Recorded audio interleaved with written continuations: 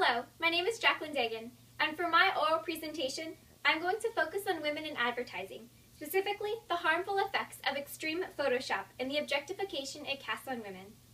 Photoshop is a very useful tool when used correctly. The problem in our society is that Photoshop is often misused and creates unrealistic ideals. I'm going to be sharing with you a clip from ABC News that shows just how extreme Photoshop can really be. Upworthy.com contributor Laura Wheeler shared this time-lapse video Wednesday showing the drastic digital changes a model can undergo. It starts with an attractive, average-sized model, glammed up by hair and makeup artists. But within seconds, the real transformation begins. At first, a subtle tweak of the nose and lips, and then the eyes are dramatically enlarged. Now watch as her torso shrinks 2 sizes. Her legs given a stretch.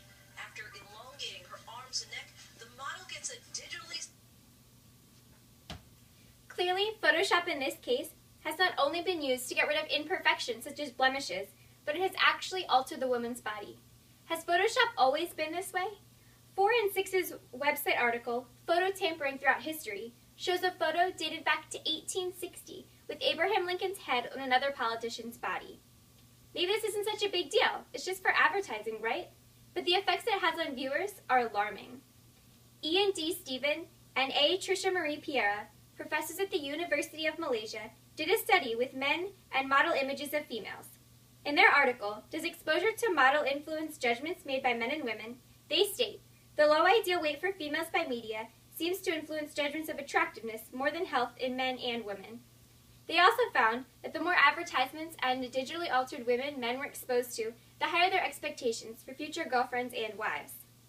In their article, Body Image and Self-Esteem Among Adolescent Girls, Testing the Influence of Sociocultural Factors, researchers Daniel Clay, Vivian Vignolas, and Helga Dittmar conducted a study with 136 girls ages 11 through 16.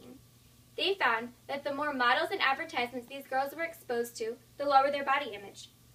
Because Photoshop makes it so easy to alter a woman's body, women are not satisfied. Jade Bell talks about this lack of satisfaction in her talk, A Beautiful Body Project.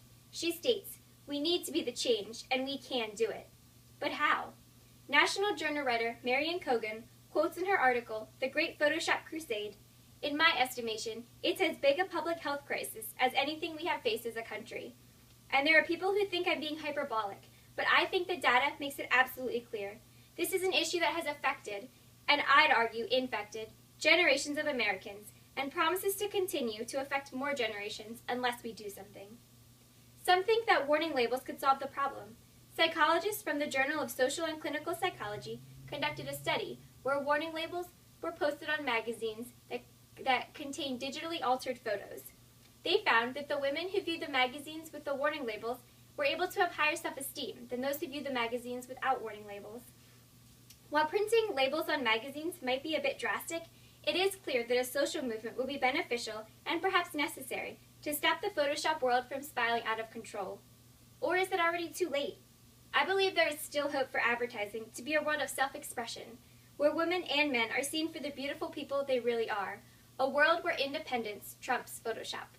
Thank you.